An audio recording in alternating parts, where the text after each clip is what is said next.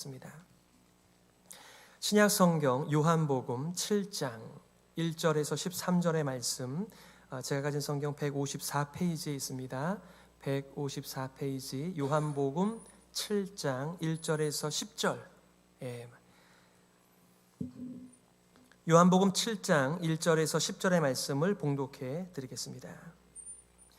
그 후에 예수께서 갈릴리에서 다니시고 유대에서 다니려 아니하심은 유대인들이 죽이려 함이러라. 유대인의 명절인 초막절이 가까운지라. 그 형제들이 예수께 이르되 당신이 행하는 일을 제자들도 보게 여기를 떠나 유대로 가소서. 스스로 나타나기를 구하면서 묻혀서 일하는 사람이 없나니 이 일을 행하려 하거든 자신을 세상에 나타내소서 하니, 이는 그 형제들까지도 예수를 믿지 아니함이러라. 예수께서 이르시되 내 때는 아직 이르지 아니하였거니와 너희 때는 늘 준비되어 있느니라. 세상이 너희를 미워하지 아니하되 나를 미워하나니 이는 내가 세상의 일들을 악하다 하고 증언함이라. 너희는 명절에 올라가라. 내 때가 아직 차지 못하였으니 나는 이 명절에 아직 올라가지 아니하노라. 이 말씀을 하시고 갈릴리에 머물러 계시니라. 그 형제들이 명절에 올라간 후에 자기도 올라가시되 나타내지 않고 은밀히 가시니라. 아멘. 하나님의 때, 세상의 때라고 하는 제목 가지고 말씀 증거하겠습니다. 오늘 여러분들과 두 편의 설교를 나누려고 합니다. 제가 두 편의 설교를 하려고 해요.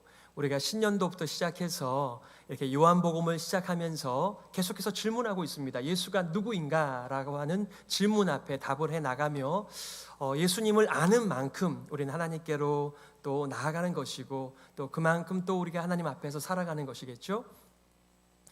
그래서 1장부터 6장까지의 배경을 가지고 오늘 첫 번째 설교를 하려고 합니다. 바로 하나님의 때, 세상의 때이고요. 두 번째 설교는 이제 두 주 이상을 이제 7장, 8장, 9장의 이 초막절을 배경으로 한 이 메시지가 계속해서 이어지게 됩니다. 그래서 여러분들과 이 초막절을 완성하신 예수님, 이 두 번째 설교를 여러분들과 나눌 계획입니다. 자, 첫 번째 설교입니다. 하나님의 때, 세상의 때입니다. 오늘 배경으로 7장 1절에 이렇게 말씀하고 있어요.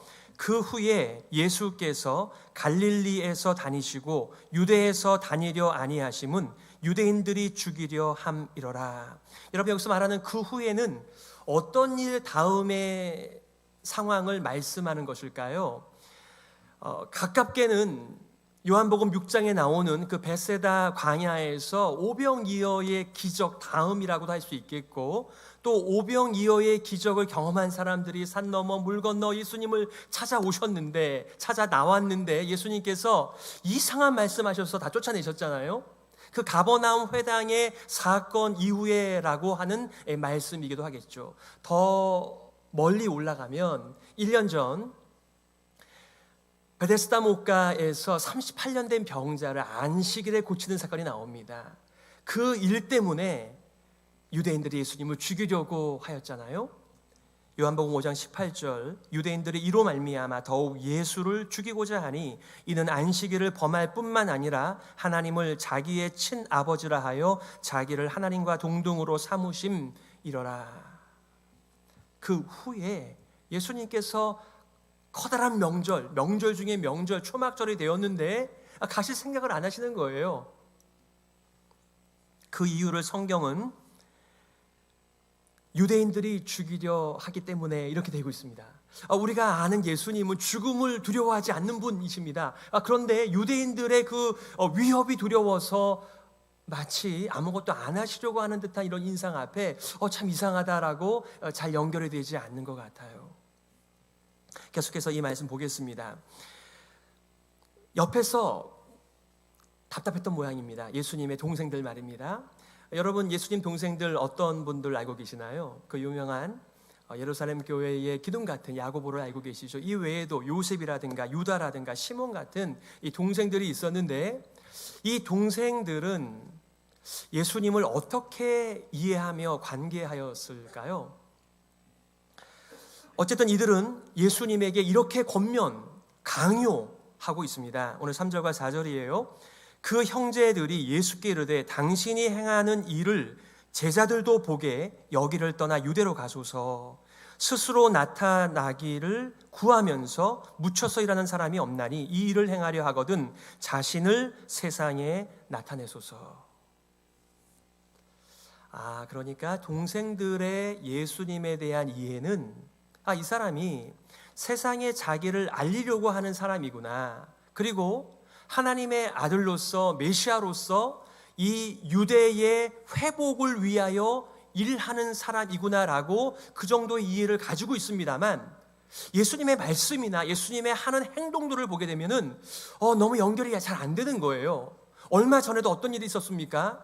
기껏 사람들이 예수를 쫓아서 나아왔는데 그들을 향하여 나는 하늘에서 막 내려왔다. 내 살을 먹어야 한다. 내 피를 마셔야 돼. 막 이런 얘기하니까 어렵다. 막 이러면서 사람들이 다 도망갔단 말이죠. 그러니까 이 형제들은 좀 형님한테 힘 좀 실어드리려고 했는데 앞서서 이렇게 일을 망치니까 답답했던 것이겠죠. 이번에도 그 지지율이 많이 떨어진 이 상황을 극복하기 위한 아주 중요한 이 명절, 초막절입니다. 그런데 안 가시는 거예요. 준비를 안 하는 거죠. 그러니까 이 동생들이 앞장서서 우리 형님의 길을 좀 터드려야 되겠다. 형님, 여기 계시면 안 됩니다. 자기를 드러내려고 하는데 여기에 계시면 안 되지요. 유대로 올라가십시오. 그렇게 드러난 수많은 제자들이 있을 뿐만 아니라 아직 이렇게 눈치 보고 있는 또 수많은 추종자들이 있지 않습니까? 이번에 가셔서 그 왔다 갔다 하는 그 마음을 이번에 딱 잡아갖고 이 권세를 가지고 이 위대한 일을 하셔야 되지 않겠습니까? 이런 얘기입니다. 여기에 동생들의 그 표현, 자신을 세상에 나타내라. 여러분, 이것이 바로 세상의 모토입니다. 모든 사람들은 자신을 세상에 나타내라, 여기에 모든 것을 걸고 살아들 갑니다. 그래서요, 내가 세상에서 드러나지 않으면 나의 존재감이 없다는 이유 때문에 살 맛을 잃어버립니다. 우리는 somebody가 되기를 원하지 nobody가 되기를 원치 않거든요. 여기 전형적인 표현이죠. 자신을 세상에 나타내소서. 여기 숨어 계지 마세요. 능력이 있으시잖아요. 따르는 사람들도 있잖아요. 이번에 올라가서 권력을 잡으세요. 사람들을 모으세요. 원하는 일을 하세요. 지금 이러한 맥락 속에 있습니다. 참 매력적인 충고입니다. 우리는 우리의 가진 힘과 세상에 자기의 존재감을 드러내면서 많은 일을 할 수 있을 것이라고 기대하면서 우리는 여러 가지 모양으로 이 길을 걸어가며 사람들이 걸어갈 수 있도록 부추기며 인생을 살아가죠. 이 동생들은 예수님을 많이 오해했습니다. 예수님은 자기를 드러내시기 위하여 오신 분이 아니십니다. 하나님을 드러내시려고 오신 분이십니다. 자기의 말이 아니었습니다. 하나님의 말씀이셨습니다. 그런데 이 동생들은 형의 원하는 바가 바로 자신을 세상에 나타내는 것, 그걸로만 알았던 것이었죠. 저는 이 말씀을 보면서 예수님의 공생애를 시작하는 세례를 받으시고 성령에게 이끌려 시험 받던 그 장면의 생각이 났습니다. 40일 동안 쫄쫄 굶고 있는데 이 돌들을 명해서 떡이 되라고 하십시오. 당신도 먹고 여기저기 떡이 필요한 사람들에게 떡을 만들어 떡을 공급하라라고 하는 그 사탄의 강요, 유혹. 사람이 떡으로만 사는 것이 아니라 하나님의 입에서 나오는 말씀으로 우리가 살아가는 것이다.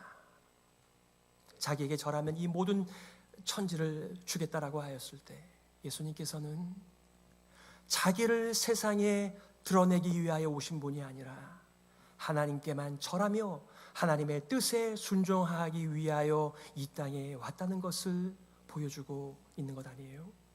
얼마 전에도 오병이어의 표적을 경험한 사람들이 예수님을 찾아와 어떻게 했습니까? 모세처럼 만나를 내려달라.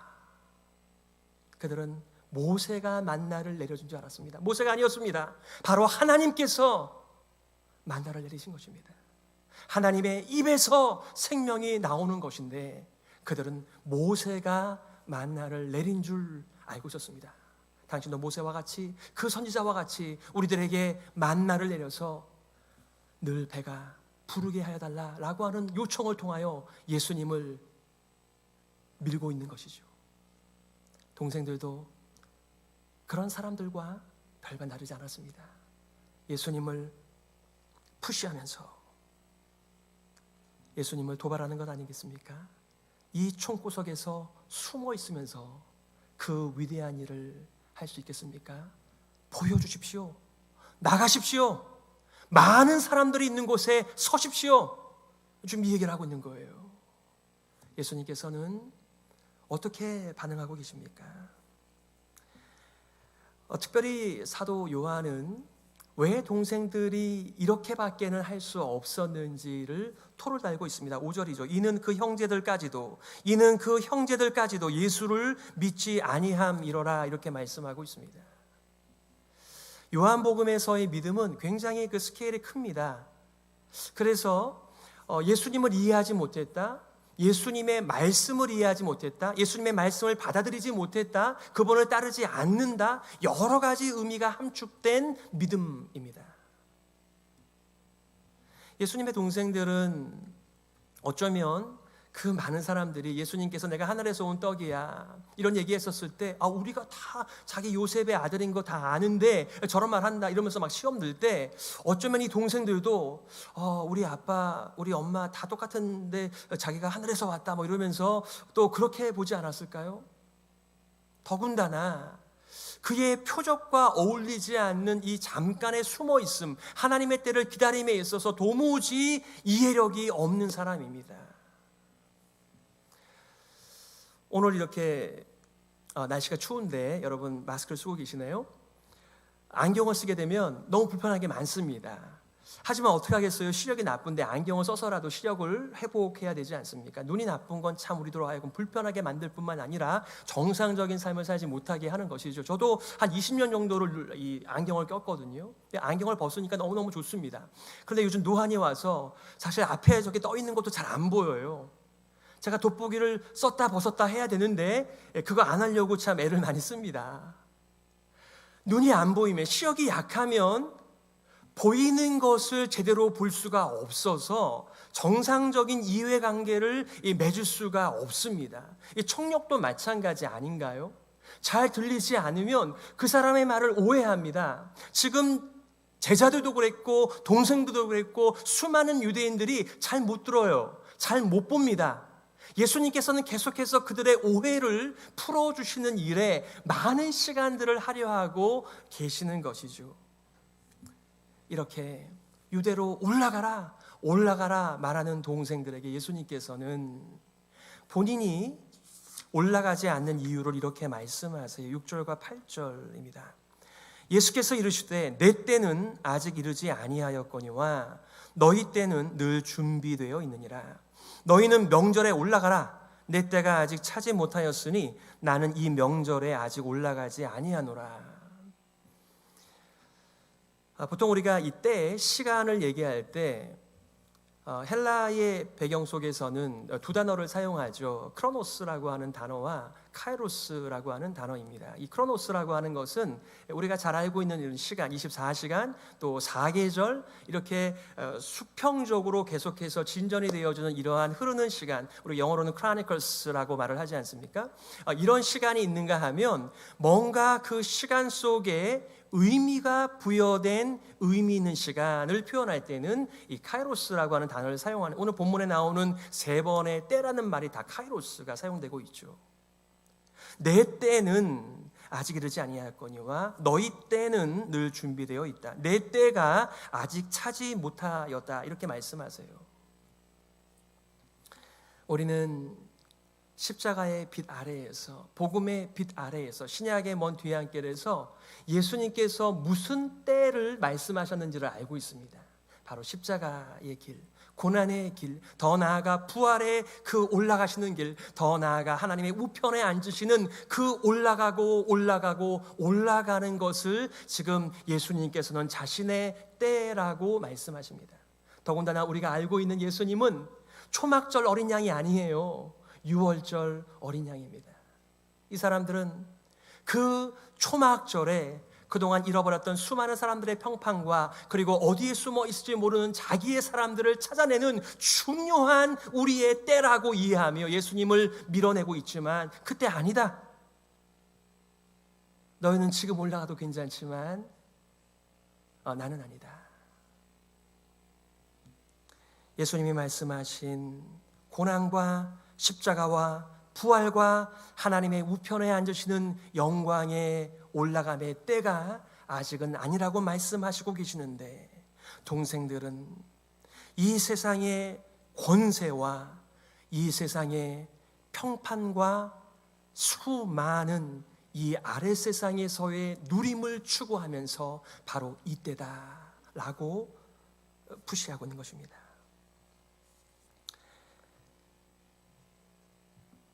그런데 놀랍게도 예수님께서 올라가세요.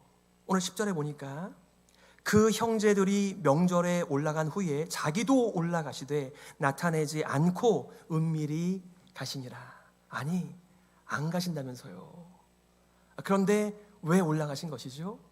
그러니까 예수님께서 사용하시는 똑같은 표현인데 거기에 항상 이중적인 메시지가 담겨 있는 것을 다른 복음서에 비해서 이 요한복음에서는 그런 이중 의미 사용이 많죠. 그러니까 예수님께서는 그 가나의 혼인잔치 속에서도 어머니가 포도주가 떨어졌다 이렇게 얘기할 때 여자여 그것이 나와 무슨 상관이 있나 이렇게 말씀하며 내 때가 아직 이르지 않았다 이렇게 말씀하세요. 그 얘기는 포도주를 만들겠다는 거야, 안 만들겠다는 거야, 우리한테 그런 쿠션을 주는데 결국은 또 양질의 포도주를 만드세요. 오늘도 마찬가지죠. 안 올라가실 것 같이 말씀해놓고 지금 또 올라가시잖아요. 이게 무슨 말씀일까요? 나는 너희들이 기대하는 그러한 내용의 메시아가 아니다. 나는 세상의 때에 나의 스케줄을 맞추는 것이 아니라 하나님의 뜻에 나의 스케줄을 나의 때로 알고 순종하는 사람이야. 바로 이것을 말하고 있는 것이죠. 그러니까 우리가 하나님의 때와 세상의 때에 대하여 지금 말을 하고 있는데 사실은 이것은 하나님의 뜻과 매우 밀접한 내용을 담고 있고 연결되어져 있는 것이죠.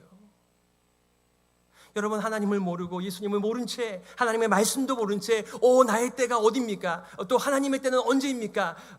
물론 그것도 좋은 질문이기는 하지만 결국 하나님의 뜻과 하나님의 때가 연결되어져 있는 것이죠.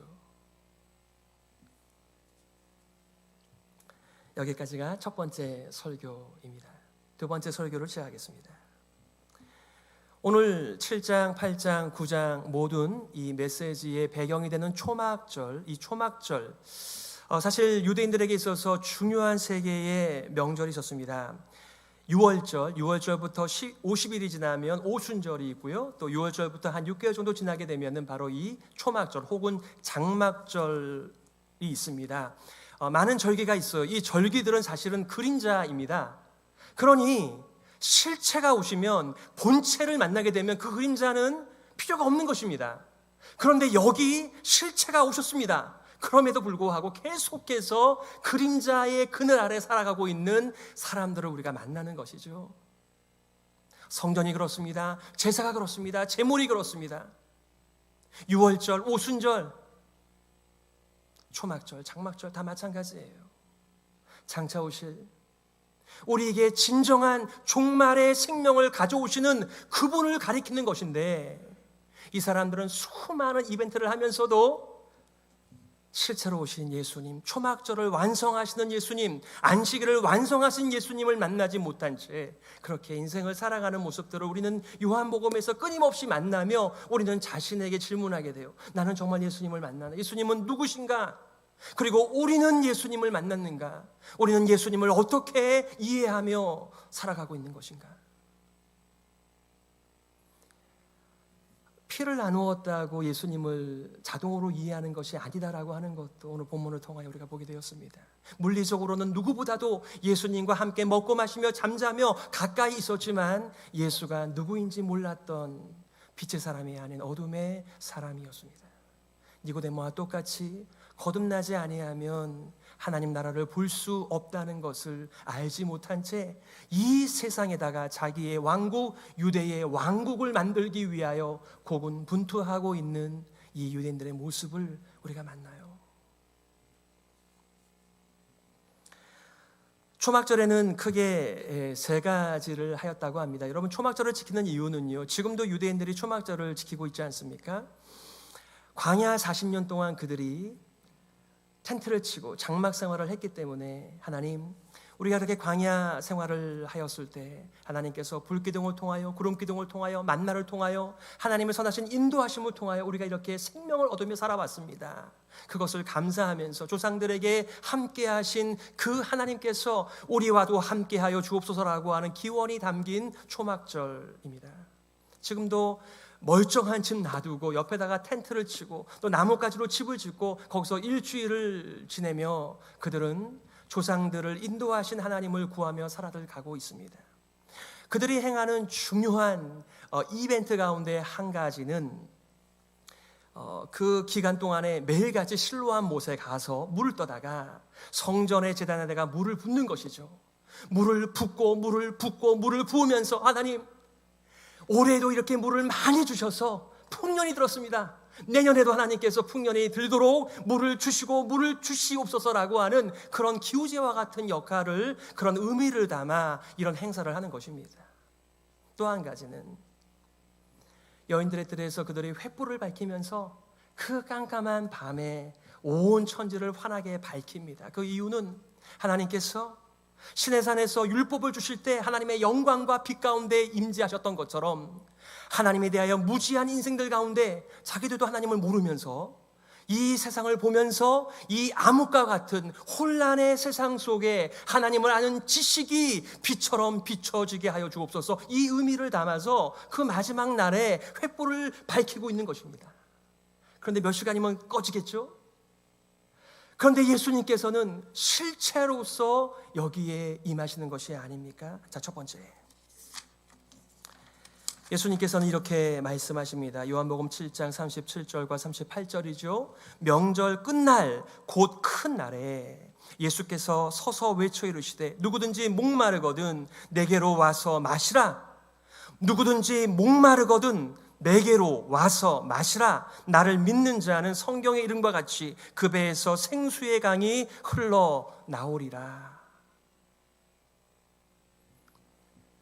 여러분, 우리가 가끔 어떤 얘기를 하죠? 목말라 죽겠어. 저도 목이 마릅니다. 우리는 몸이 물을 원할 때 마시지 못하면, 공급이 안 되면 목이 마릅니다. 목이 마르면 목이 탄다 그렇게 말하고 내가 목말라 죽겠다라고 말을 하는데요, 여기는 어떤 더 큰 의미가 있습니까? 하나님을 만나지 못한, 하나님 알지 못하는 모든 인생들과 예수님을 만나지 못한 모든 인생들이 이 목마른 가운데, 타는 목마른 가운데 살아가는 것이죠. 여기 가서 이 일을 하게 되면 내 갈증이 해소가 될까? 자신의 목표를 세우고 끊임없이 그 길을 추구하지만 막상 거기에 가보면 nothing, 아무것도 없는 거예요. 내가 이거 하나 성공하려고 내 인생을 다 쏟아 부었단 말인가? 계속해서 갈증 나는 것입니다. 더군다나 구약에서는 선지자들이 무엇을 말하였습니까? 종말에는, 마지막 날에는 메시아께서 오셔서 우리들에게 물을 부어주시고 또 부어주실 것이다. 전혀 목마르지 않는, 바로 성령을 가리켜서 말씀하신 것이라고 사도 요한은 설명을 하고 있습니다. 여러분, 종말의 성령께서 우리와 함께 하심으로 말미암아 어디가 길인지를, 무엇을 위하여 살아야 하는지를 우리들에게 계속해서 말씀하시면서 예수 그리스도께로 인도하여 주시는 그 성령님을 물붓듯이 부어주신 분이 누구십니까? 바로 예수 그리스도이십니다. 세례 요한, 그렇게 많은 사람들에게 세례를 주었는데 너가 그 사람이냐라고 질문할 때 나는 그 사람 아니다. 내 뒤에 오시는 분이 성령으로 세례를 주실 것이다. 사람들이 무지하면 어둠 가운데 분별하지 못한 채 자기의 인생을 살아가지만 예수님을 만난 사람들은 성령으로 세례를 받고 예수님께로 인도함을 받고 예수님께서 하신 말씀, 예수님께서 하신 모든 일들, 그리고 그 일들을 통하여 우리가 그 유명하신, 그 거룩하신 하나님 앞에 나아가 은혜의 보좌 앞에서 하나님을 아빠, 아버지라고 부르는 모든 공급을 받으며 살아가는 새 생명의 삶이 열린다는 바로 그 말씀입니다. 그런데 놀랍게도 빛이 오셨습니다. 성령이 오셨습니다. 빛이, 물이 충만하게 채워집니다. 그런데 그들은 계속해서 신로하면서 물을 떠다가 붓습니다. 그리고 기원을 합니다. 물을 주시옵소서. 성령을 주시옵소서. 우리는 여전히 유대인들이 탁월한 인생을 살아간다라고 생각하며 유대인들의 자녀 양육을 굉장히 부러워하며 살아갑니다. 버지니아 DC 또 가시게 되면 거기 스미소니안 이 뮤지엄들이 굉장히 잘 되어 있습니다. 다 프리입니다. 다 유대인들이 그렇게 컨트리뷰션 하는 것입니다. 어디를 가나 법조계, 경제계 다 유대인들이 잡고 있습니다. 그렇게 똑똑하신 분들께서 아직도 그늘 아래에서 살아가는 것입니다. 실체가 오셨습니다. 성령을 주시는 분, 물을 우리의 뱃속에서부터 끊임없이 일으켜 주시는 분, 바로 예수님이십니다. 더 나아가 요한복음 8장 12절에 뭐라고 말합니까?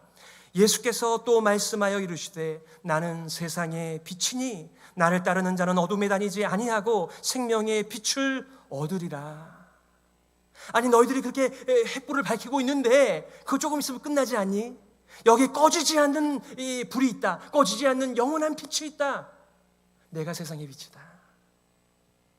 예수님을 알지 못하는 사람들은 다 유대인들이 평해했던 귀신 들렸구나, 미쳤구나, 정신 나갔구나. 자기가 하늘에서 내려왔대. 자기가 빛이래. 자기가 성령을 가져온대.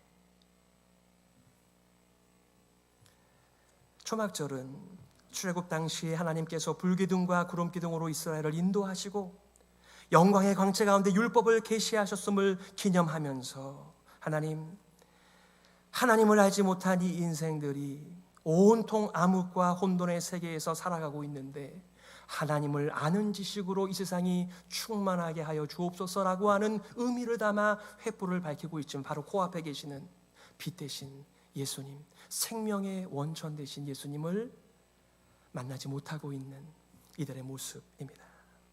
말씀을 정리해 보겠습니다.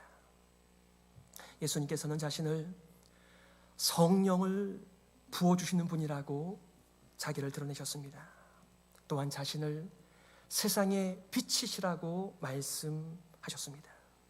자신이 하나님을 보았기 때문에, 하나님과 함께 살았기 때문에 하나님을 온전히 계시하며, 계시가 뭐예요? reveal, 이렇게 덮여진 것을 걷어내어 그 안에 어떤 것이 있는지를 보여주는 게 계시 아닙니까?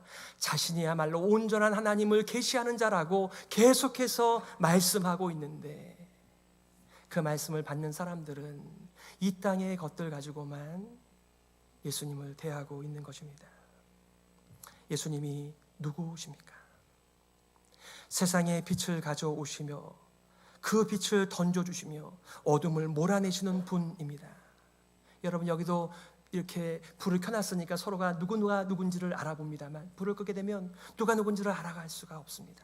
분간이 안 됩니다. 세상을 살아가는 게 마찬가지죠. 하나님께서 우리의 길을 비춰주시지 않으시면 우리는 여기가 길인가 저긴가 길인가 항상 이렇게 헤매다가 인생을 살아가지만은 예수님을 만난 다음에 예수님의 뒤를 쫓아가면서 우리는 참된 생명의 길과 빛의 길을 가는 것이죠.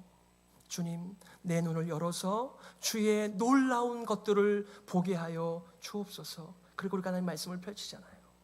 하나님, 저는 이 땅 아래 세상에 살아가면서 나도 모르게 눈이 어두워집니다. 세상의 그 논리와 세상의 가치에 자꾸만 마음을 빼앗기지만은 정말 하늘의 가치를 따라 빛의 길을 가고 싶습니다. 그러니 내 눈을 열어서 주의 놀라운 말씀을 보게 하여 주시고 저를 인도하여 주옵소서. 예수가 누굽니까? 빛을 던지는 분 정도가 아니라 예수님 자신이 빛 그 자체이십니다. 결핍을 풍성으로, 어둠을 빛으로, 무지를 알무로, 아래 세상을 윗세상으로, 죽음을 영생으로 바꾸시는 우리의 유일한 구원자 예수 그리스도, 여러분이 만난 분이십니까? 더 나아가 예수님은 누구십니까?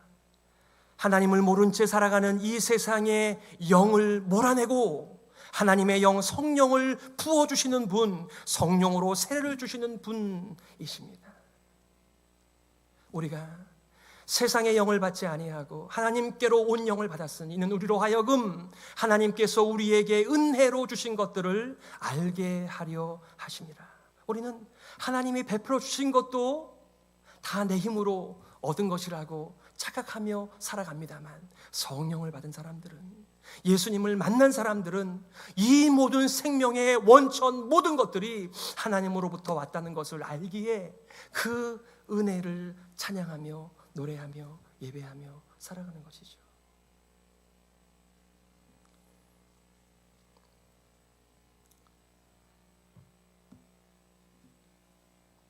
예수 그리스도께서는 성령을 보내어 주셔서 그의 백성들, 그 안에 사는 사람들, 예수님을 따라 믿음으로 살아가는 사람들에게 성령의 인도를 따라 살아가도록 하시는 분이십니다.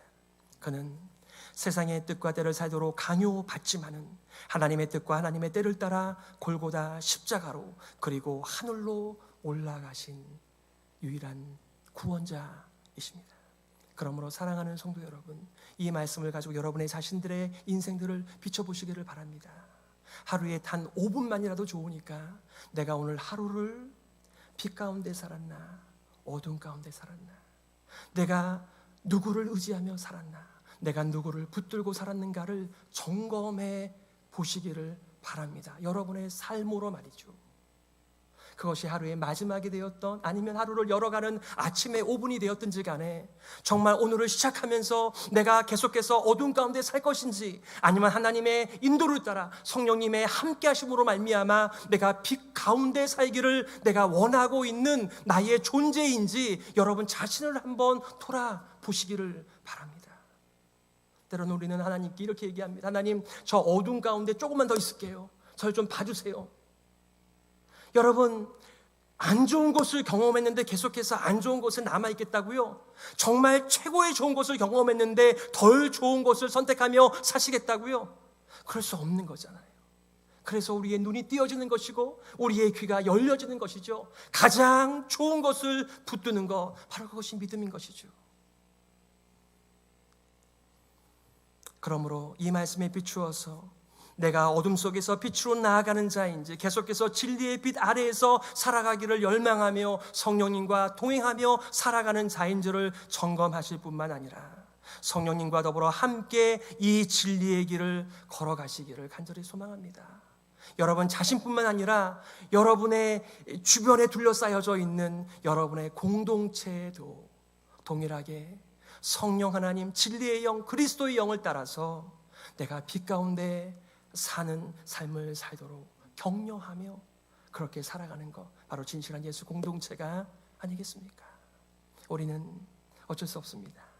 눈이 나쁩니다. 귀가 별로 안 좋아요. 안경을 껴야 되고요, 보청기를 껴야 됩니다.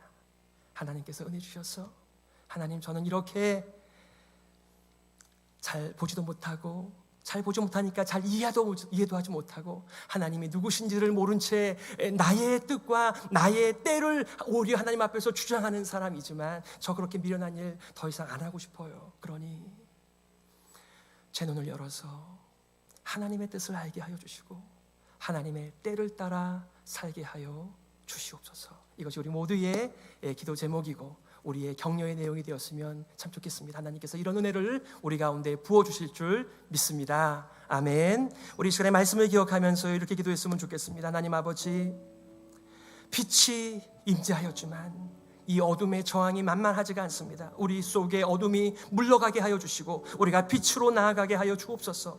그리스도께서 파송하신 성령님께서 우리의 무지를 깨우쳐 주시고 진리 한가운데로 하나님께로 빛 가운데로 나가게 하여 주옵소서. 하나님의 뜻과 때를 기다리며 순종하는 우리 교회가 되게 하여 주시옵소서. 우리 말씀 기억하면서요 함께 기도하며 나가겠습니다.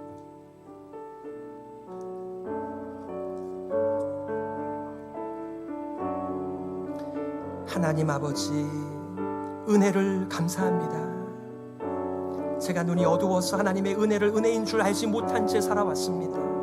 제가 귀가 나빠서 하나님의 음성을 들으면서도 듣지 못하고 이 세상의 소리에 우리들의 마음을 빼앗기며 살아왔습니다. 하나님, 우리를 불쌍히 여겨 주옵시고 우리의 눈이 열리게 하여 주옵소서. 성령께서 우리를 선한 길, 진리의 길, 하나님의 거룩한 길로 인도하여 주옵소서. 세상을 본받지 않게 하여 주시고 세상을 분별하며 살아갈 수 있도록 아버지 하나님께서 우리 공동체를 불쌍히 여겨주시고 날마다 진리한 가운데로 인도하여 주시옵소서.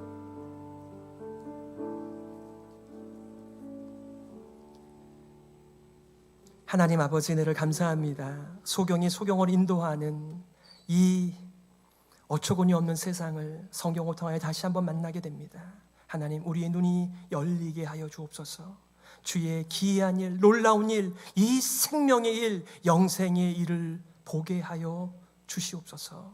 하나님, 우리는 너무나 연약합니다.